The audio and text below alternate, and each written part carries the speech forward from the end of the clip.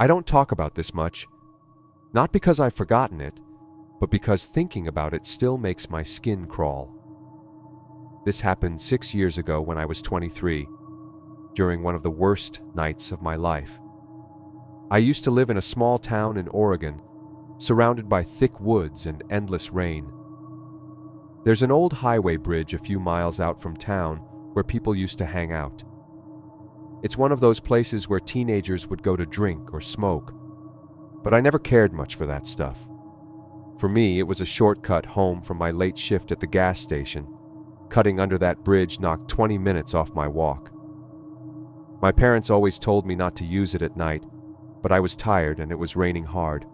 I just wanted to get home. It started normal.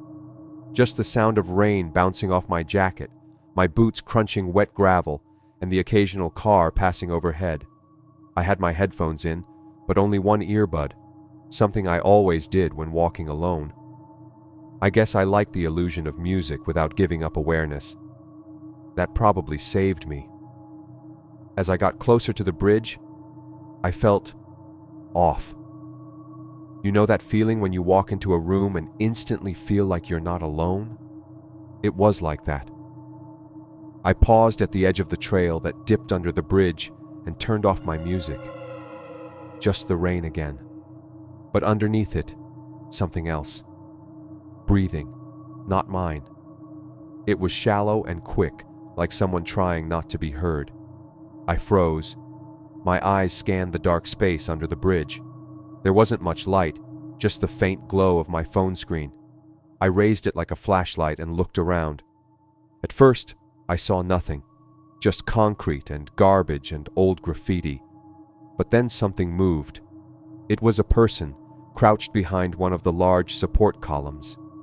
I couldn't see their face, but I saw enough. A hunched figure, motionless except for that raspy breathing. I stepped back. My heart was pounding in my ears. "Hey!" I called out, more out of panic than courage. "You okay?" No response. They didn't move, didn't speak, just kept crouching, like they were waiting for something, or someone. I took another step back, and that's when I saw it. Their hand. It was covered in something dark. Mud, I thought at first. But then I saw the glint of red under the rain light. Blood. I swear it was blood. I turned and started walking, fast, not running, not yet, but I was getting out of there. I made it maybe 10 steps before I heard something behind me, rapid footsteps splashing in the wet gravel. I ran, hard. I didn't look back. I didn't want to know how close he was. My legs burned, and the cold air cut into my lungs, but adrenaline is a powerful thing. I ran through the trees, not caring about the mud or the branches scraping my face. I only stopped when I saw the edge of a gas station's lights. When I finally turned around, no one was there. I went inside and told the night clerk what happened. He called the sheriff, who showed up about 20 minutes later. I gave a statement. They drove out to the bridge but didn't find anyone. No blood, no crouching figure, nothing. The sheriff said it was probably some drug addict hiding from the rain. Maybe he was right. Maybe it wasn't blood. Maybe I just spooked myself. But a few weeks later, I saw something on the local news. A body had been found near the river, not far from that same bridge. Young woman, last seen walking home after her shift at a diner downtown. They didn't say how she died, but they said they were looking for leads. I called the station, told them again what I'd seen. They said they'd follow up. I don't know if they ever did. All I know is I never walked under that bridge again. Not during the day, not ever. And I always keep both headphones out now. I used to work the night shift at a small roadside motel just off Interstate 70 in Kansas. The place wasn't much, only 2 stories, about 30 rooms in total, and barely ever full. My job was simple: check people in, answer the phone, do laundry, and keep an eye on the cameras. It was boring most nights, just me, a pot of old coffee, and the humming from the vending machines in the lobby. But there's one night I'll never forget. the night I stopped working overnights for good. It was a Thursday in late October, cold and dry. Only 4 rooms were occupied that night. One by a trucker, another by an elderly couple passing through, and the last 2 by a group of construction workers who had booked for the week. Around 1:30 a.m., I was in the back room folding towels when I heard the phone ring. I grabbed it on the second ring. "Motel front desk." The line was silent for a second. Then a voice, male, low, calm, said, "There's someone in my room." I straightened up.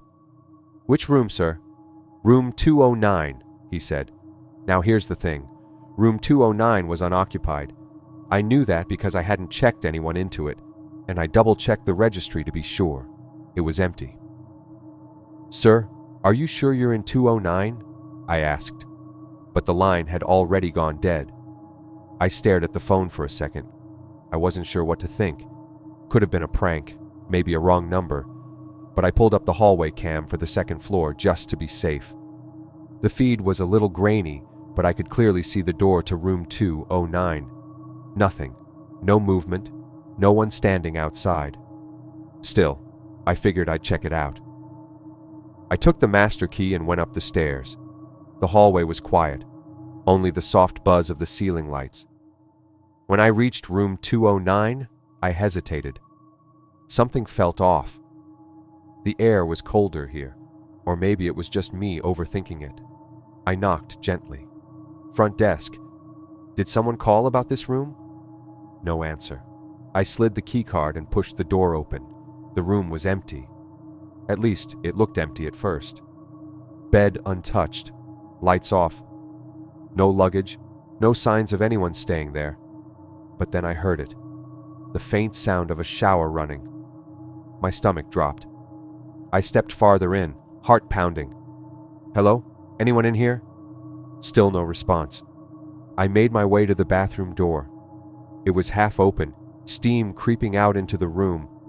I pushed it all the way. The shower was on, but there was no one inside. No clothes on the floor, no towels used. Just hot water pouring into the empty tub.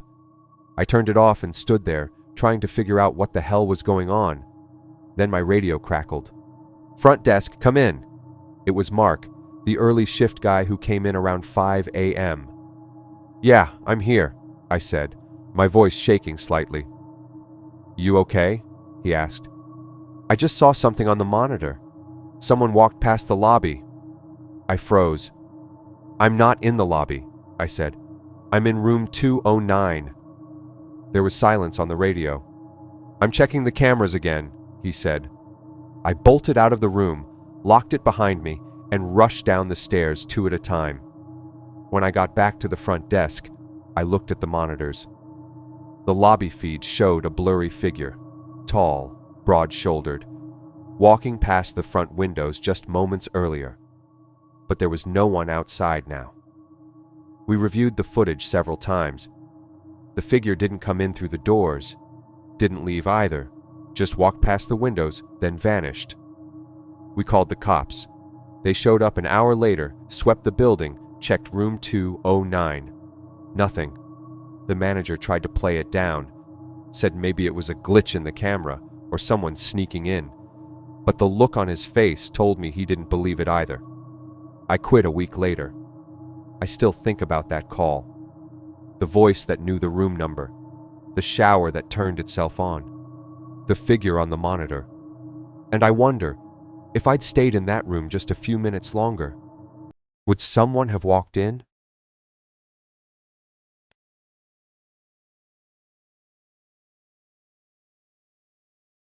I was 21 and working night shifts at a 24-hour grocery store just outside Tucson. The job was simple: stock shelves, face the aisles, clean up spills, and occasionally help the rare customer who wandered in at 3 a.m. looking for cold medicine or cat food. Our store shared a lot with a couple of other businesses, a laundromat, a vape shop, and a gym that closed at midnight. By 1 a.m., the whole area was practically a ghost town. Just me, a coworker in the back room, and our security guy, Javier, who mostly sat in the office watching the camera feeds. That night, around 2:45 a.m., I went outside to gather carts. It was unusually quiet. No wind, no crickets, no distant cars. Just silence and the hum of the store lights above. As I moved toward the far end of the lot, I noticed a white van parked way out by the edge, near the dumpster. No markings, no windows on the sides, just one of those cargo vans. It hadn't been there earlier, I was sure of it. We didn't allow overnight parking. I radioed in to Javier. "Hey, Javi, you see that van out by the dumpster?" There was a pause. "Yeah," he said. "Just showed up maybe 10 minutes ago. Nobody got out." That gave me pause. I looked at it again. Engine off, no lights, just sitting there. "Should I check it out?" I asked. "Number, come back in. I'll keep an eye on it." I hesitated, then nodded to myself and pushed the few carts I'd gathered back toward the doors. But as I turned around to take one last glance, I saw the van's driver's side door was now cracked open.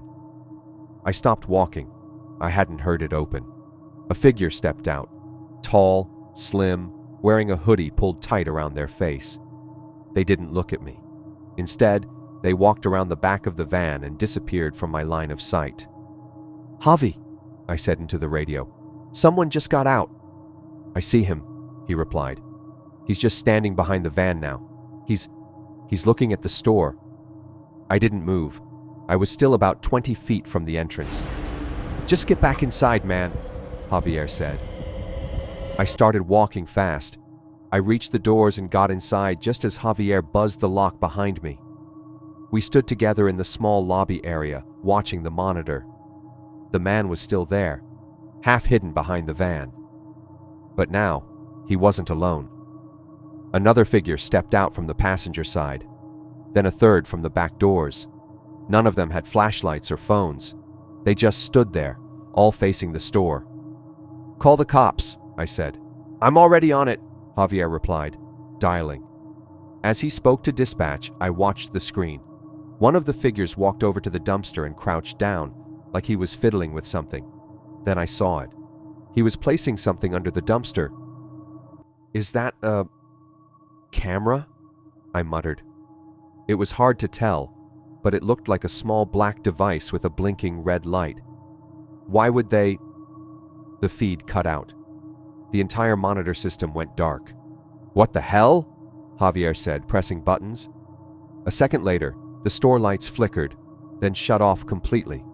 We were plunged into darkness. The silence was unbearable. We backed into the office, locked the door, and waited. Javier still had his phone, but there was no signal now. Nothing, not even Wi-Fi. We heard footsteps outside the office door, slow, deliberate. Then a soft knock. I don't know how long we sat there, maybe 15 minutes. Eventually we heard sirens in the distance. The lights snapped back on. When we came out, the van was gone. So were the men. But the cops found the device behind the dumpster. It wasn't a camera. It was a signal jammer. They never found out who those guys were. All the store footage from that night was corrupted. The only clear image they had was a single frame. 3 figures standing side by side, staring at the store entrance. The store changed its overnight policy after that. No more solo employees, no more unlocked doors. I never worked a night shift again.